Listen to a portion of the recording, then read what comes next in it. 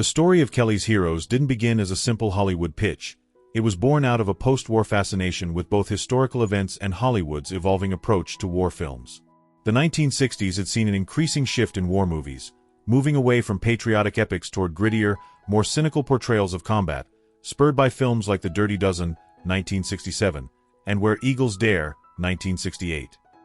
This shift intrigued screenwriter Troy Kennedy Martin, who had long been fascinated with the untold stories of World War II, particularly the intersection of war and crime. His interest peaked when he stumbled upon rumors of looted Nazi gold disappearing in the chaos of the European front lines, stories whispered among war historians but never fully confirmed. Inspired by these accounts, he envisioned a unique fusion of a World War II heist film with the tone of an irreverent anti-war comedy. Martin wanted to craft a story that felt both adventurous and rebellious, much like the counterculture movement that was redefining cinema at the time. The film's core concept, a rogue group of American soldiers breaking ranks to steal Nazi gold, was a radical departure from the more conventional heroism seen in war films of the 1950s and early 1960s. The Vietnam War was raging, and Hollywood was starting to reflect the growing skepticism toward military institutions, making a satirical, irreverent war film not just timely but also subversively appealing. At the same time, studios were willing to take risks on war movies with a twist, largely due to the surprising financial success of The Dirty Dozen, which had proven that audiences enjoyed unconventional war stories. Martin's vision blended elements of a heist film, a spaghetti western, and a traditional war movie, making it an unusual but marketable hybrid. He also drew inspiration from real-life accounts of rogue operations behind enemy lines, including classified missions where Allied troops engaged in personal profiteering under the guise of military strategy. The premise seemed absurd yet plausible, an exaggeration of war's inherent chaos, where men driven by greed could find themselves fighting their own war within a war. His script's originality lay in its blending of humor and cynicism, challenging the traditional notion of noble wartime heroism. Rather than depicting soldiers as selfless patriots, Kelly's Heroes positioned them as opportunists, mirroring the shifting cultural sentiments toward war and authority. This cynical yet comedic approach was heavily influenced by European war films of the time, particularly Italian neorealism and the morally complex characters of Sergio Leone's spaghetti westerns. Martin believed that Hollywood needed a war film that was fun yet critical, thrilling yet satirical, and that's exactly what he set out to write. However, selling such an unconventional war story in a Hollywood still dominated by more traditional war narratives would be no easy task. Martin's first challenge was to craft a script that balanced humor with enough wartime realism to keep audiences engaged. He spent months researching various military accounts, carefully weaving factual elements into his fictional plot. The idea of American soldiers going AWOL to steal Nazi gold seemed outlandish, but Martin ensured that the mission had a plausible setup. He structured the story around an off-the-books reconnaissance operation that turned into a covert heist, making it feel like an organic product of wartime chaos. This was a time when Hollywood was shifting away from black and white morality, and audiences were more receptive to morally ambiguous protagonists, as seen in the rise of the anti-hero in westerns and crime films. Still, a war movie centered around self-serving thieves masquerading as soldiers was a risk, and Martin knew the screenplay had to be airtight to convince a major studio to back the project. At the same time, the film industry was undergoing a major transformation, with younger, more rebellious filmmakers challenging old-school studio executives. Directors like Sam Peckinpah and Robert Altman were redefining how war could be portrayed on screen, moving away from glorification and toward gritty realism or biting satire. Martin's script reflected this shift, presenting war as a playground of absurdity, where survival sometimes depended more on cunning than courage. He saw Kelly's Heroes as an exaggerated but insightful take on war, using humor to expose its hypocrisy rather than outright condemning it. The final inspiration for the script came from a combination of true events and fictionalized reinterpretations of war stories. Tales of rogue soldiers forming their own unofficial missions were not unheard of, particularly as World War II neared its chaotic final months. Reports of missing Nazi gold and abandoned banks in occupied territories fueled speculation that many American, British, and even Soviet soldiers had helped themselves to hidden treasures before official forces could seize them. While historical evidence was sparse, the mythos surrounding these stories was enough to build an entertaining movie premise.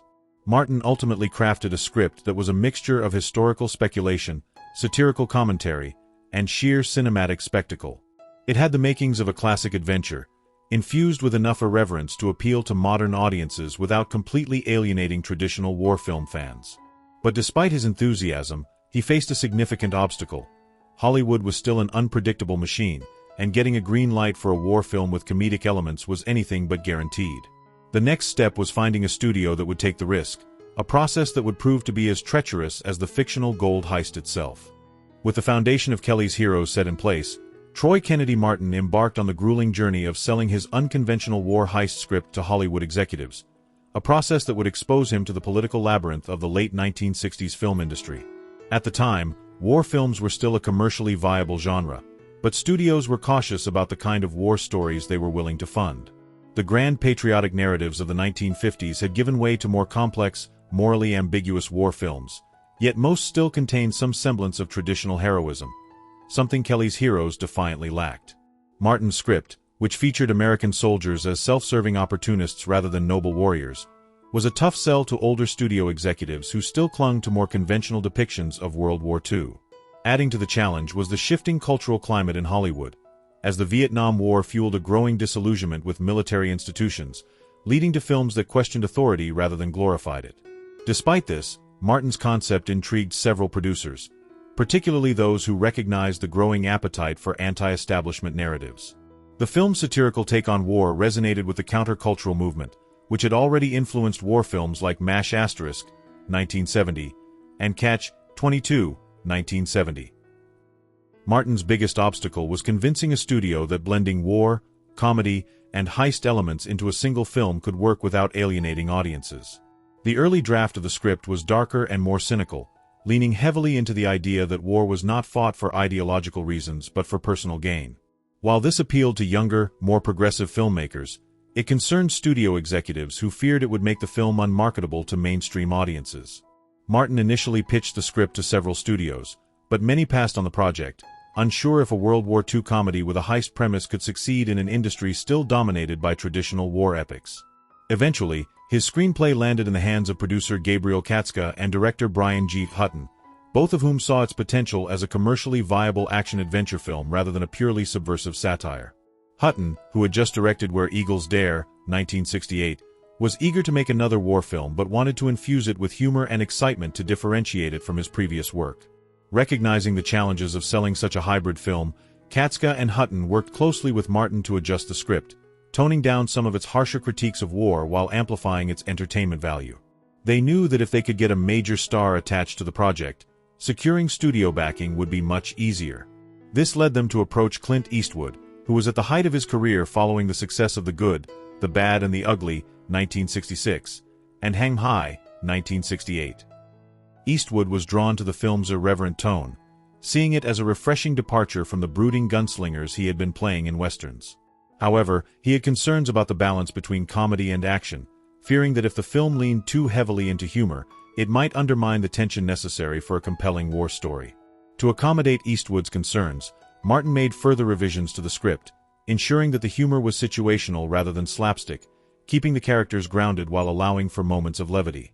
Once Eastwood was on board, the project gained serious momentum, and MGM agreed to finance the film, albeit with some conditions. The studio insisted on making further changes to the script, worried that its satirical elements might alienate audiences expecting a more conventional war film. One of the studio's biggest demands was softening the cynical undertones and making the characters more likable, a compromise that Martin reluctantly accepted in order to get the film made. Despite these compromises, the script retained much of its original spirit, blending action, comedy, and anti-establishment themes into a unique war movie experience. However, as pre-production began, tensions arose between the filmmakers and MGM executives, who continued to push for changes that would make the film more commercially appealing. The studio was particularly concerned about the character of Oddball, played by Donald Sutherland, whose anachronistic hippie-like persona felt out of place in a World War II setting. Executives worried that audiences wouldn't connect with such a character, but Hutton and Eastwood fought to keep him in the film, believing he added much-needed comic relief.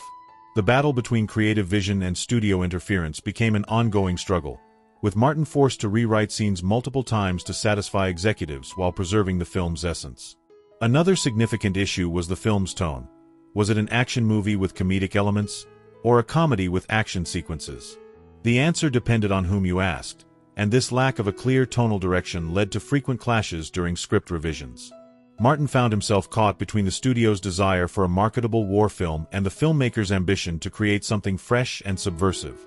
By the time the final script was approved, it had gone through multiple iterations, losing some of its darker moments but retaining enough of its original vision to maintain its satirical edge. With the script finally locked in and the budget secured, the production was ready to begin, but the challenges were far from over.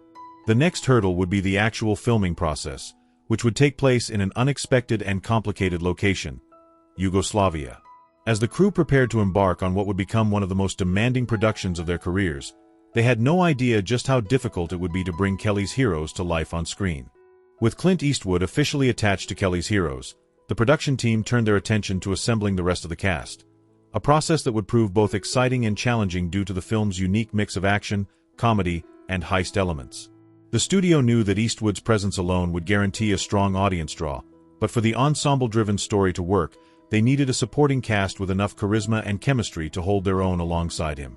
The first major addition was Telly Savalas, cast as Big Joe, the tough and pragmatic sergeant who serves as the de facto leader of the unit.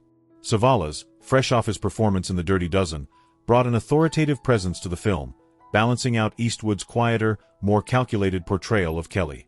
Then came the role of Oddball, the eccentric, peace-loving tank commander, which proved to be one of the most difficult roles to cast. The studio initially wanted a more traditional character, fearing that Oddball's anachronistic, almost hippie-like demeanor would alienate audiences.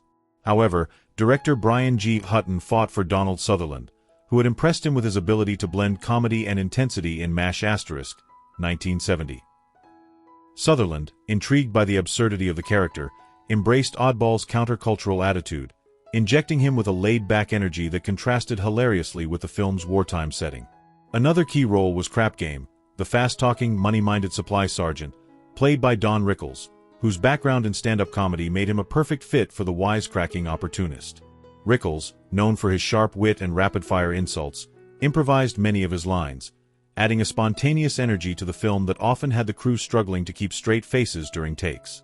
With the main cast assembled, the next challenge was ensuring their chemistry worked on screen, as the film's success depended on the dynamic between these disparate personalities.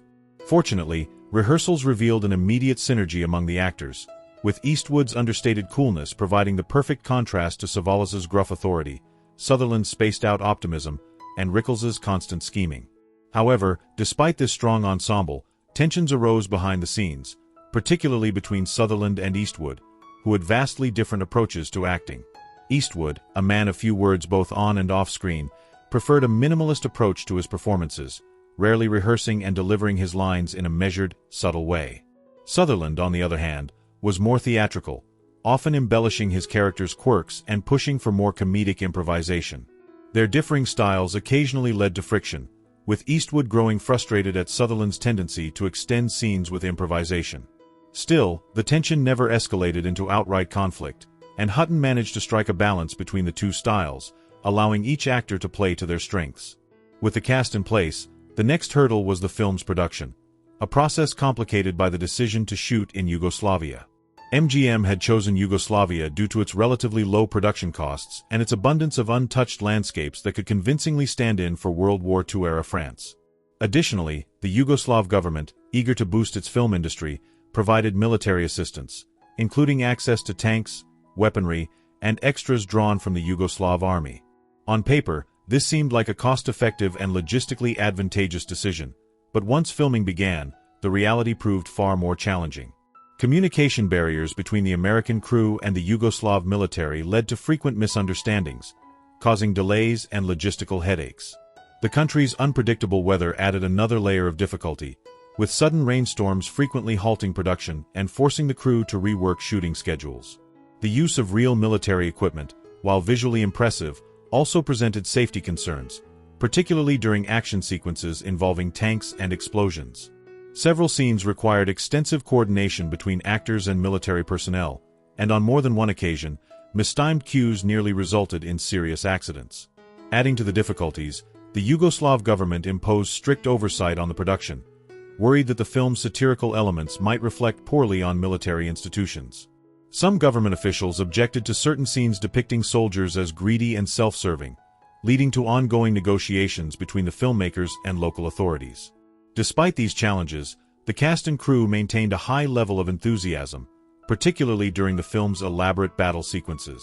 One of the most complex set pieces was the climactic standoff at the bank, where Kelly and his crew face off against a formidable German Tiger tank. The scene required precise choreography, blending suspense, action, and humor, and it took several weeks to shoot due to the intricate blocking and effects work involved. As the production stretched on, tensions between the filmmakers and MGM executives grew, with the studio expressing concerns over budget overruns and the film's increasingly comedic tone. Some executives worried that Kelly's Heroes was straying too far from its original war movie premise, veering dangerously close to parody. Hutton, determined to maintain his vision, pushed back against studio interference, insisting that the film's balance of humor and action was essential to its identity. Eastwood, too, used his star power to shield the production from excessive studio meddling, advocating for Hutton's creative choices whenever disputes arose. By the time filming wrapped, the cast and crew were exhausted but hopeful that their efforts had resulted in something special. However, as the film moved into post-production, another battle loomed, one that would determine the final shape of Kelly's Heroes. The studio, still uneasy about the film's tone, was about to make some drastic decisions in the editing room that would alter the movie in ways the filmmakers hadn't anticipated. Filming Kelly's Heroes in Yugoslavia was intended to be a cost-effective decision that would give the film an authentic wartime look, but what was supposed to be a smooth production quickly became one of the most difficult shoots of its era. The Yugoslav government had agreed to cooperate by providing access to military equipment, including tanks, artillery, and hundreds of extras drawn from the Yugoslav People's Army, which seemed like an ideal arrangement for a large-scale war film. However, once the cast and crew arrived, they quickly realized that working in a communist-controlled country presented an entirely new set of challenges. Communication issues were the first major obstacle, as many of the local soldiers and crew members spoke little to no English, making even the simplest instructions difficult to convey. To address this, production relied on a team of translators, but even with their help, cultural and bureaucratic differences led to frequent delays and misunderstandings. One of the biggest hurdles was dealing with the strict regulations imposed by the Yugoslav military, which insisted on approving every aspect of the film's depiction of soldiers and warfare. Government officials closely monitored the production, wary of how their military would be portrayed, and even demanded script changes to remove scenes they deemed disrespectful to soldiers. These restrictions frustrated director Brian G. Hutton, who had to negotiate constantly to preserve the film's satirical tone without offending the local authorities. The unpredictable Yugoslav weather further complicated matters, with sudden storms often halting production for days at a time, forcing the crew to reschedule and adjust scenes on the fly. The rugged terrain also posed logistical problems, as many of the film's key battle sequences were shot in remote areas that required extensive transport of heavy equipment and personnel. The use of real tanks, while visually impressive, created safety concerns, as many of the vehicles were old and difficult to maneuver, leading to several close calls during action scenes. In one particularly tense incident, a mistimed explosion nearly injured Clint Eastwood and Donald Sutherland, prompting the crew to double-check all practical effects for the remainder of the shoot. The most ambitious sequence, the climactic battle in the fictional French town, was especially difficult to execute, requiring precise coordination between actors, stuntmen, and military personnel.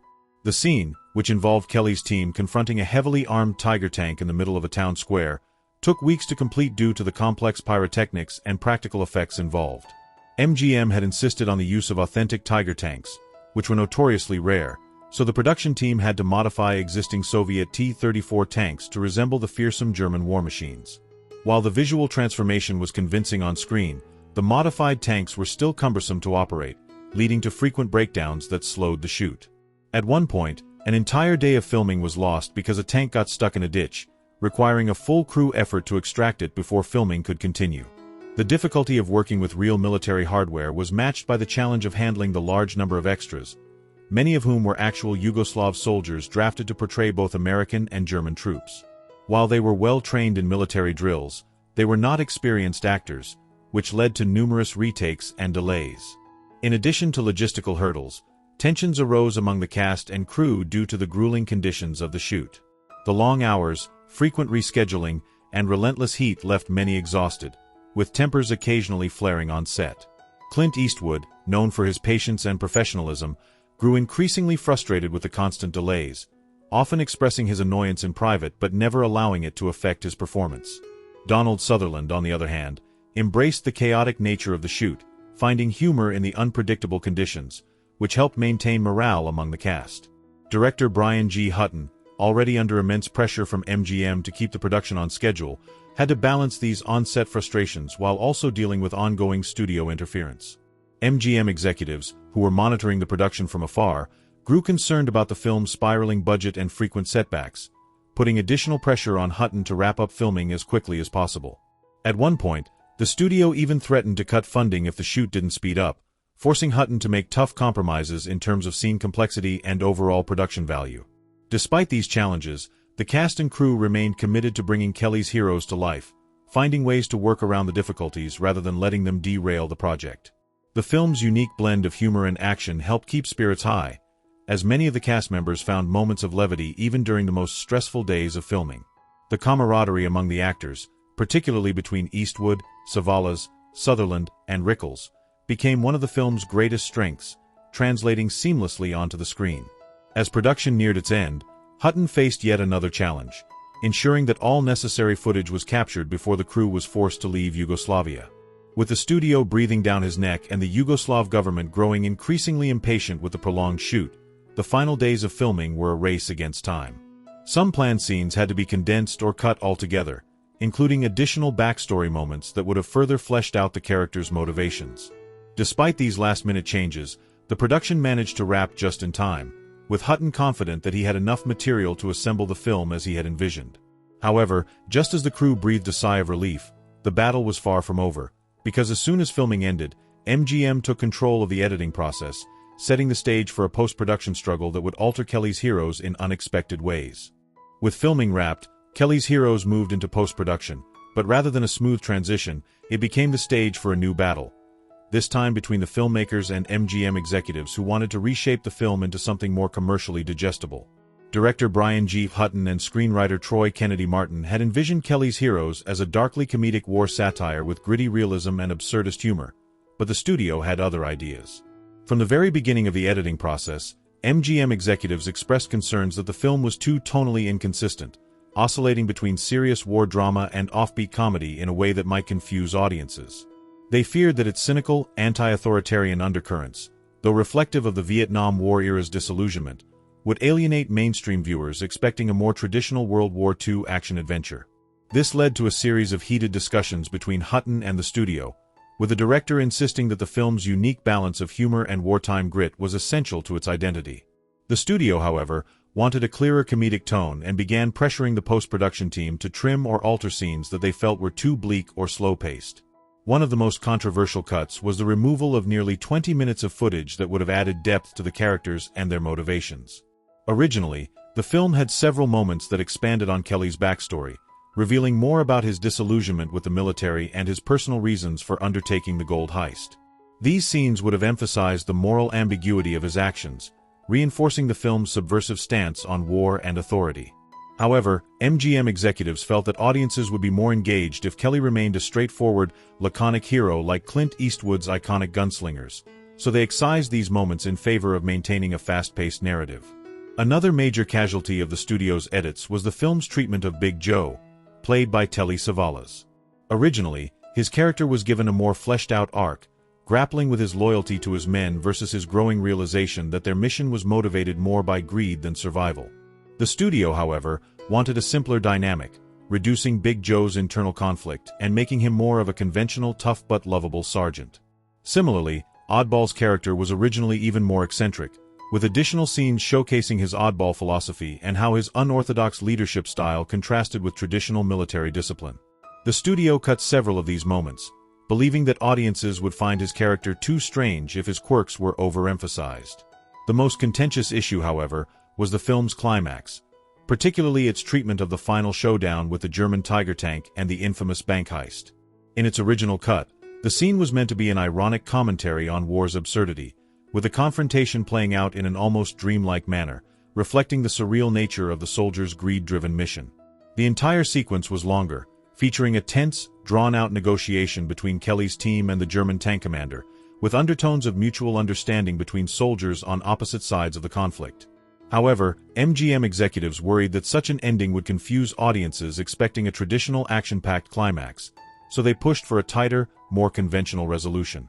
As a result, several nuanced moments were lost, and the scene was edited to emphasize action over subtext, with a quicker build-up to the resolution.